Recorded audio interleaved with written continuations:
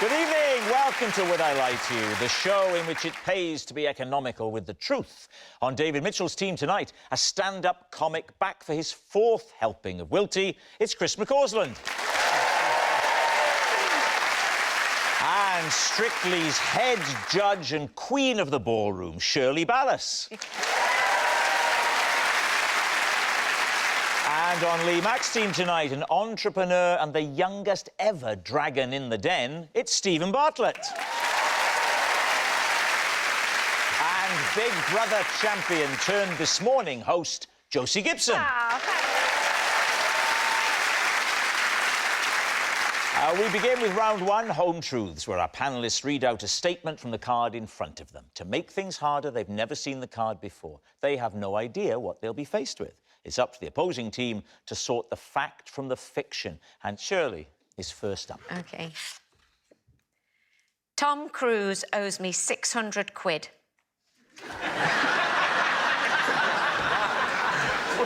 Lee's team. Tom Cruise owes you 600 quid? Yes. Right. What did you used to do for a living? Well, first of all, how do you know Tom Cruise? Or how did you know Tom Cruise? Or how does you know Tom Cruise? Well, it was many moons ago. Right. And he heard about me as a dancer. Right. And he wanted to learn to dance. Ah, so you taught him how to dance? Yes. For a film or just for fun? For fun. At the time, he was married to the tall lady. Well, they're all tall. He's a tiny fella. He's of perfectly average height. Well, actually, he was rather small. I remember that. Yes. Oi, I get enough of this from him. He was smaller than you. Was he? Do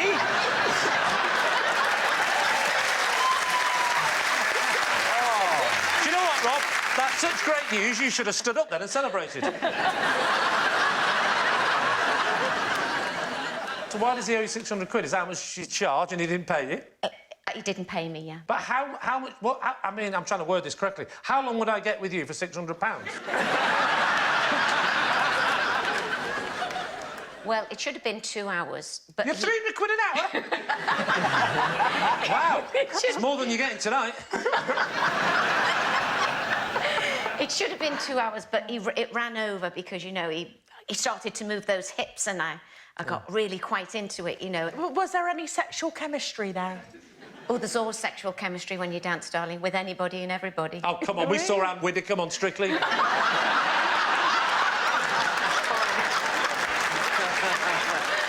right, what are we thinking? Josie, what do you think? Because you still sound a tiny little bit angry, I think it's true. All right, Stephen, what about you? 100% true. Do you think so? Are you good in your job sussing out liars? A little bit. I actually did body language training at one point, so... Did you? No, that was a lie. See?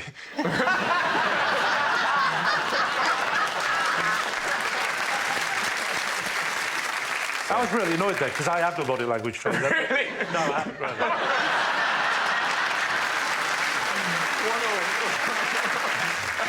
I do feel a bit better now. OK, my team said true. I'll go with that. You're going to say true? I'm not convinced. All right, OK. So, Shirley, was it true or was it a lie? It was true.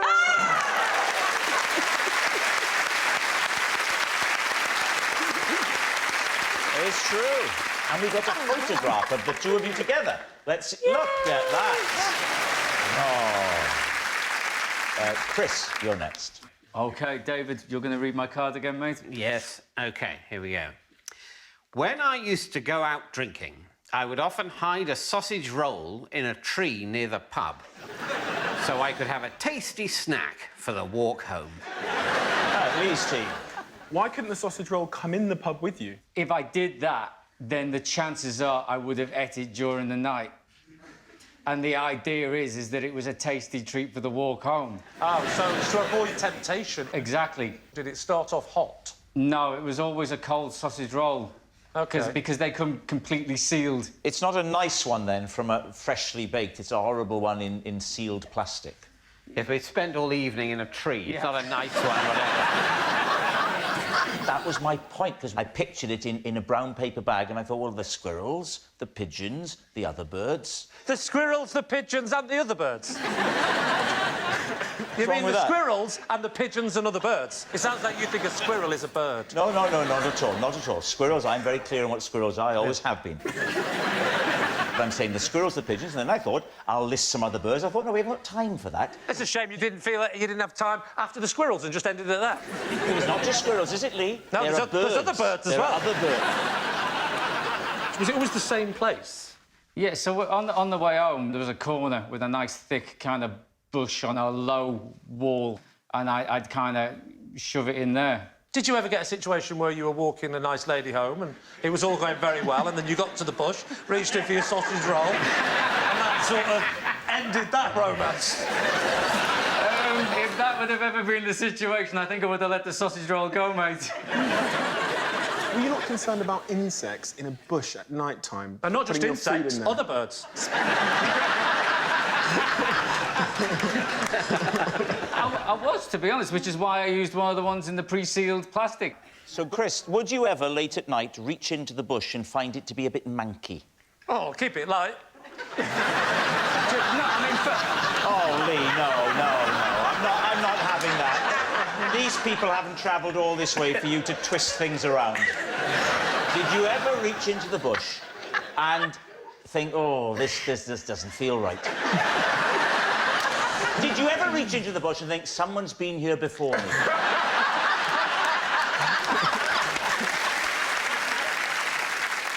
How far is the walk from the pub to the sausage roll? oh, well, the walk home was about 15, 20 minutes. And where did the sausage roll come in? Halfway? No, it was about 5 minutes. 5 minutes in or 5 minutes from home? 5 minutes from the pub. So you could do the 5, but you couldn't do the full 20 without a sausage roll. 5 minutes from home, you could have put a pudding. Well, the Just something simple, like a penguin. Hey, and other birds.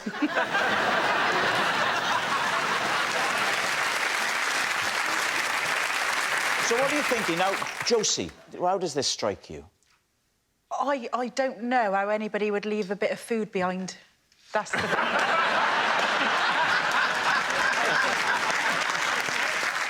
Stephen, is this something you would ever consider doing? I wouldn't do it. And I think if you had a 15-minute walk home, you probably could have gone past a shop. All right, so what are we thinking, Lee? Lie. lie. It's a lie. I think it's a lie. it's a lie. He's lying. So, they think it's a lie. Chris, was it a lie, or were you actually telling the truth? It was a lie.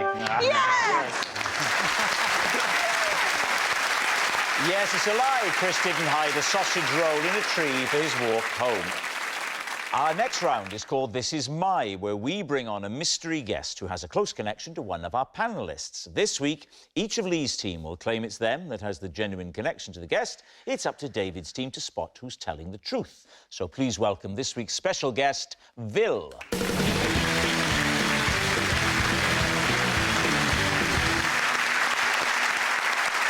So, Stephen, what is Vil to you?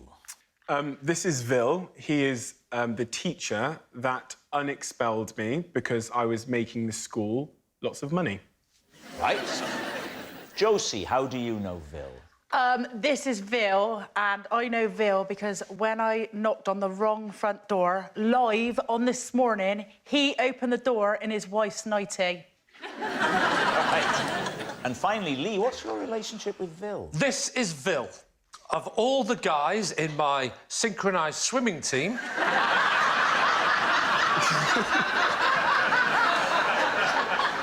he's the one I like the best. So there we have it. David's team, where will you begin? OK, I'm just making a detailed note of Lee's. So, Stephen, he was your teacher. He was my teacher, yeah. Why were you initially expelled? Very low attendance. My attendance was like, I don't know, 30% in school. 30%? Yeah. All right, And so now that's- you're a millionaire. What a message that is sending out to children. Yeah. How old was you, Stephen, when you was expelled? 16. Who expelled you? Was it Vil? No, it was another teacher, who I probably shouldn't name. I'll call him Mr. T. Mr. T expelled me, and then I went to Vil, and he unexpelled me and said, "You're not expelled because you're making the school money." How are you making the school money? Done kind of deals, various deals that I'd done. What sort of deal? So I'd negotiated the deal for the vending machine in the school. Yeah. The school got the vending machine for free and got revenue from it.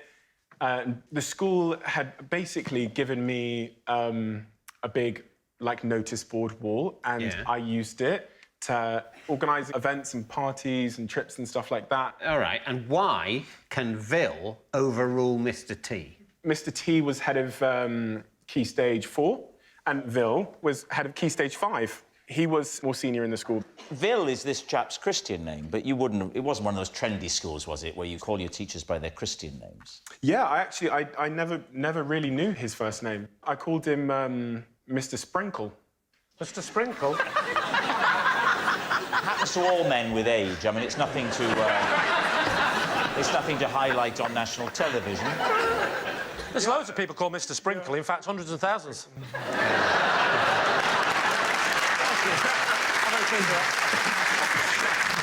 Why did you call him Mr. Sprinkle?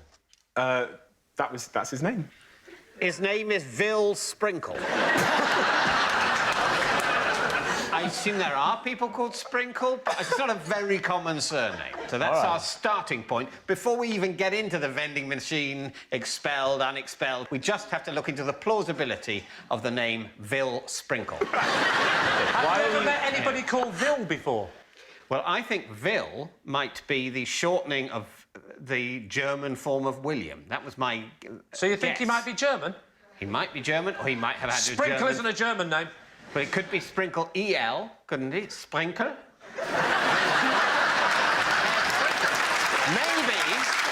Maybe Herr Sprinkle teaches German.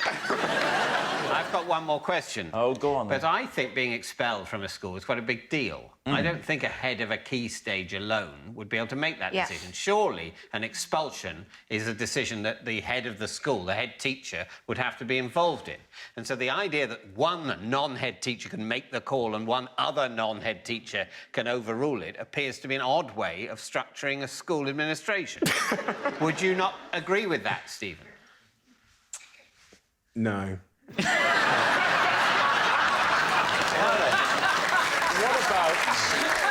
What about Josie? Josie, why were you knocking on doors on television?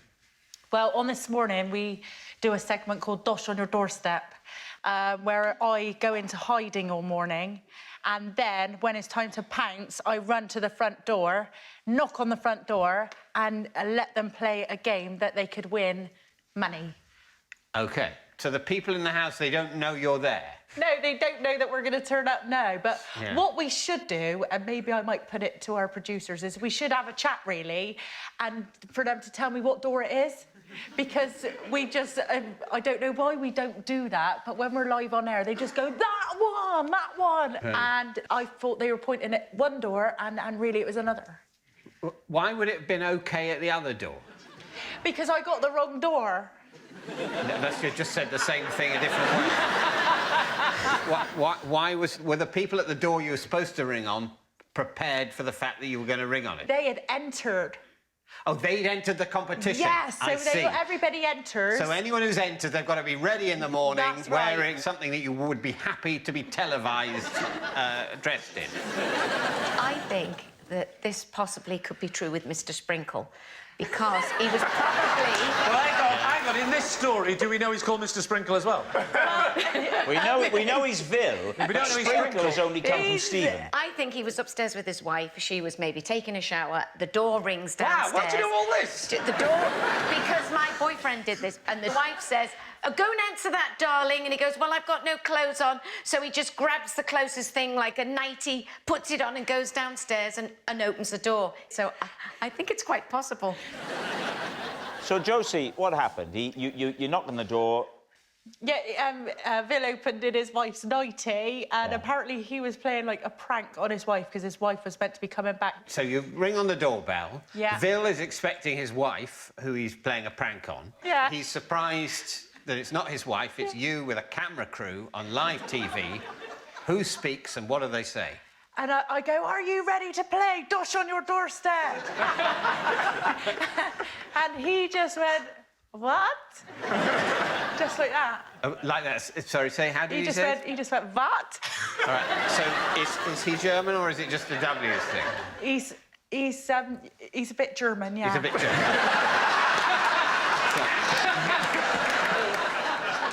Now, what about Lee?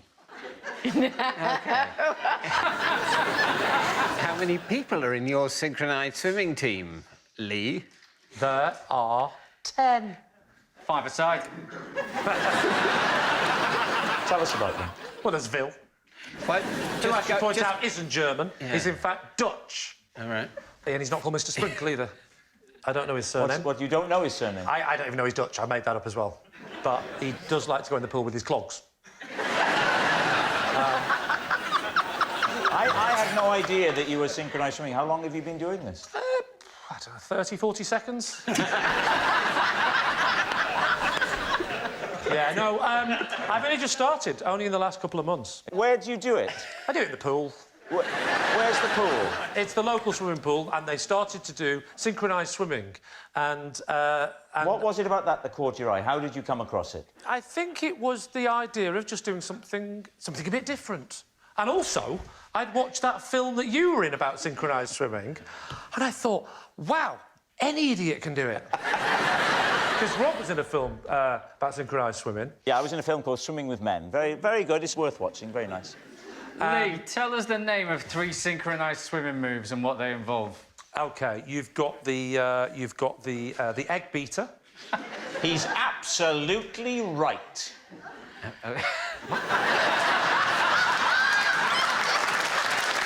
That is a move. That is a move. No, it's a very, very difficult move. In the film, I do it in the film. Yeah, Rob, this isn't about you, it's about me. I'm giving you time to think. Why is Vil your favourite, Lee? What makes him stand out amongst the others? Phil is like me. He likes to take it seriously. The others, I think, are just to have a laugh. And I've always been ambitious. I've got one eye on, who knows? Not the Olympics, obviously, but Commonwealth Games. You know. What does Vil do for a living? Vil is he's actually a teacher. Really? Yeah. Does he have the authority to unexpel people? Well, I did something in the pool that I wasn't supposed to do, and they told me I had to leave, but he called me back and said, don't ignore him, come on, get back in. So talk us through, then, a typical session. What night of the week do you practice? Always Tuesdays. What day is it? Today? Tuesday. Tuesday. It's Tuesday, OK. So both of you are missing it tonight.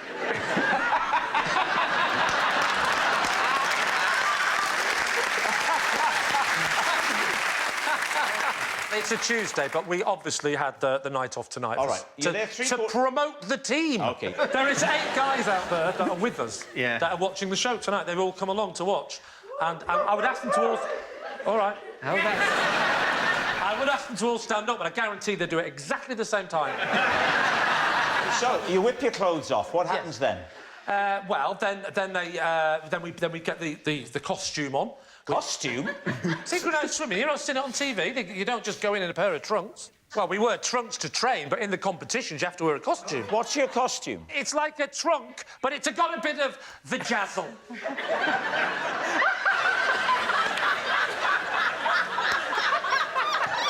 You got a bit of glitter down there. Bit of glitter down there, yeah. A bit of sparkle. Bit of sparkle. So you wear normal trunks to train, but for a competition, you wear a vajazzle. We wear trunks with a bit of decoration on it. Of course you do. And actually, I've been known to wear a couple of tassels on my nipples. All right, we need an answer. So, David's team is Vil, Stephen's tolerant tutor, Josie's startled stranger, or Lee's pool pal? Shirley. Well, I would think I'm going to lend towards Josie's nightgown, because his is just bonkers, the synchronised swimming. Wait, Shirley, he couldn't have just invented that on the spot. No. I watch him, he's very good. He's got a really quick with his mouth and he's very good at thinking outside the box. That reminds me, you owe me 600 quid. And the story about the tutor and being expelled and unexpelled, and it just seems a bit far-fetched. What about you, Chris? Have you ruled out Lee's synchronised swimming? I think it's more plausible than the vending machine unexpelled story. That is where I disagree with you. I think it's probably Josie. What do you think? I think it's probably Josie, but I'm scarred. But what I sit here and think in this moment is how terrified and stupid and ashamed and afraid and small and mortal I would feel if it turned out to be Lee. So I am going to go for Josie, but I just, I'm just sharing my, fear and pain. All right. Vil, would you please reveal your true identity? I'm Vil, and I unexpelled Stephen from school.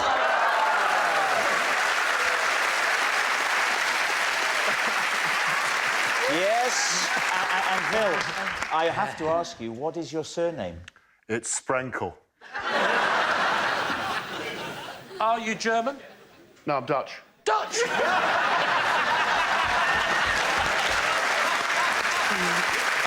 Thank you very much, Vil.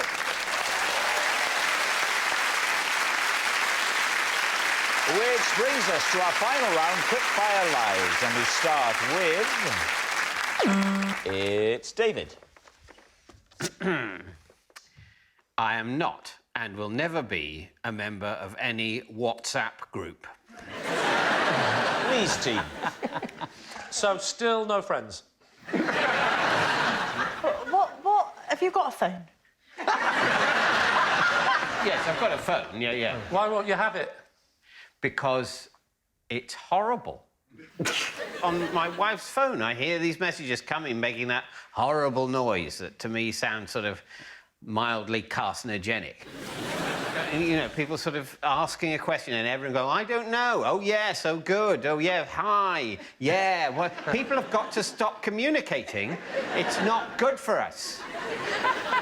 And the phone's endlessly going, just making another noise, and another noise, and another noise. It's someone going, yeah, great, or well done, or nothing. Nothing, no need for anyone to share this. This is just like a nod from one person to another in the street is, as it were, shared with 50 other people who all have to go, oh, right, oh, that doesn't matter. It's destroying us. Stephen, presumably you're never off it. This is true. I'm on it all the time. In fact, when I started my first business, that was our primary communication platform, so... But do you see any negatives to it? Definitely. Definitely? Definitely. Has it affected your speech? No, definitely, yeah. Somebody told me that they were staying in a hotel, and if you wanted anything from reception... Yes, that's right, I've been you one had of to those. WhatsApp them. Yeah. I would just die in that hotel room. I would die of malnutrition. They'd have to prise my skeletal remains off the mattress. You can't ring down to reception. You've got to WhatsApp them.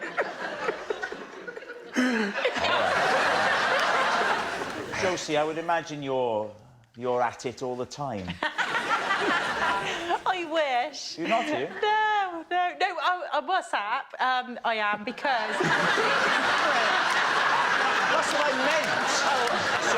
So you're using this platform yourself? Oh, because it's free. That's what they say, don't they? If it's free, then you're not the customer, you're the product. I don't think that's the slogan for them. So what are we going to say? I mean, he's passionate about this. He's passionate, and I After listening to him, I'm going to delete mine and all. I think he's telling the truth, and I'm going to delete it. Do you know what? After listening to David, I don't want to speak to anyone ever again either.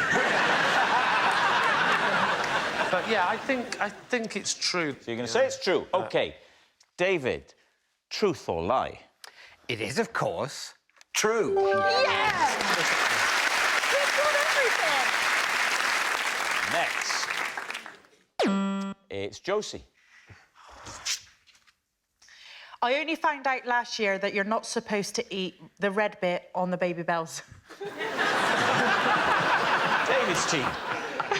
Were you previously a fan of Baby Bells? I've always thought they were all right, but I've just always thought the red bit was the bit of cheese, even though it didn't hardly taste of anything. Did you bother taking the lid off the Philadelphia or just go straight? It's got a little sticker on the top, so I take the sticker off and then I chop Does it have a little sticker on the... I think they're wrapped in plastic around No, there's a sticker on that says, do not eat the red stuff on the outside. What was it about the sticker that didn't look edible? It's a sticker, David.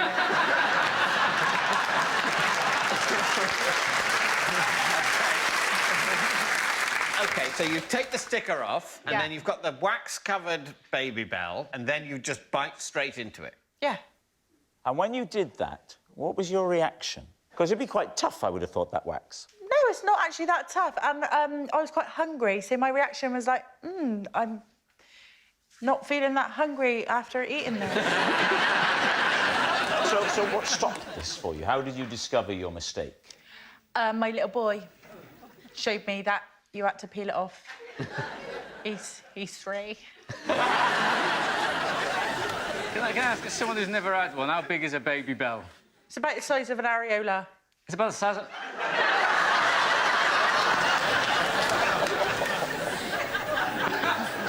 What's an areola?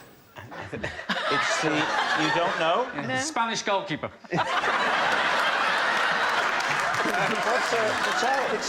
Explain to Shirley what an areola is. An areola is the bit that your nipples sit on.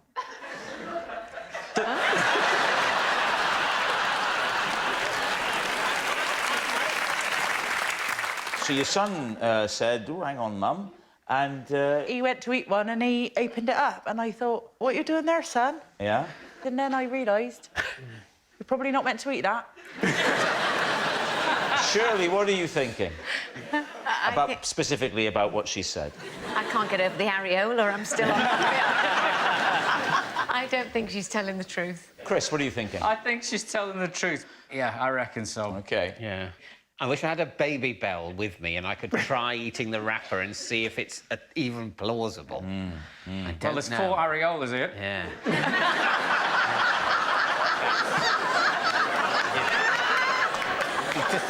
This isn't a Channel 4 show.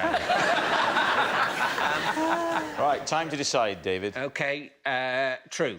So, Josie, was it true or was it a lie? Is a lie.